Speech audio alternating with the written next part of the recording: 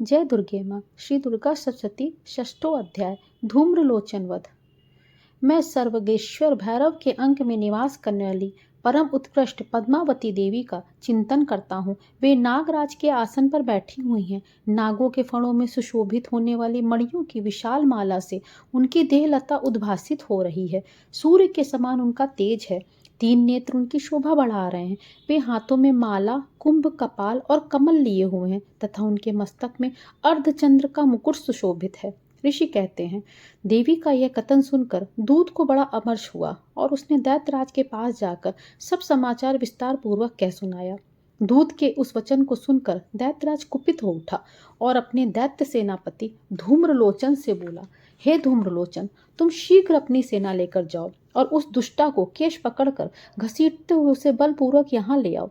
उसकी रक्षा करने के लिए यदि कोई दूसरा खड़ा हो, चाहे वह देवता हो, यक्ष हो अथवा गंधर्व भी क्यों ना हो, उसे अवश्य मार डालना। ऋषि कहते हैं, शुंभ के इस प्रकार आज्ञा देने पर वह धूम्रलोचन दैत्य 60,000 असुरों की सेना को साथ में लेकर वहां से तुरंत चल दिया। वहां पहुंचकर उसने हिमालय पर रहने वाली देवी को देखा और ललकार कर कहा, अरे तू शुंभ निशुंभ के पास चल। यदि इस समय प्रसन्नता पूर्वक मेरे स्वामी के साथ नहीं चलेगी तो मैं बलपूर्वक तेरे बालों को पकड़कर घसीटते हुए तुझे ले चलूंगा। देवी बोली, तुम्हें दैत्यों के राजा ने भेजा है। तुम स्वयं भी बलवान हो और तुम्हारे साथ विशाल सेना भी है।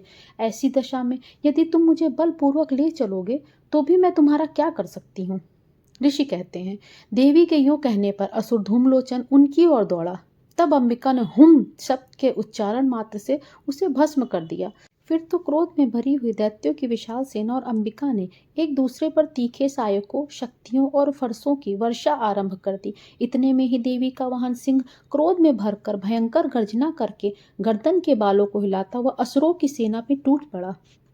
उसने कुछ दैत्यों को पंजों की मार से, कितनों को अपने जबड़ों से और कितने ही महादैत्यों को पटक कर ओंठ की दाढ़ी से घायल करके मार डाला। उस सिंह ने अपने नखों से कितनों के पेट फाड़ डाले और थप्पड़ मारकर कितनों के सिर धड़ से अलग कर दिए।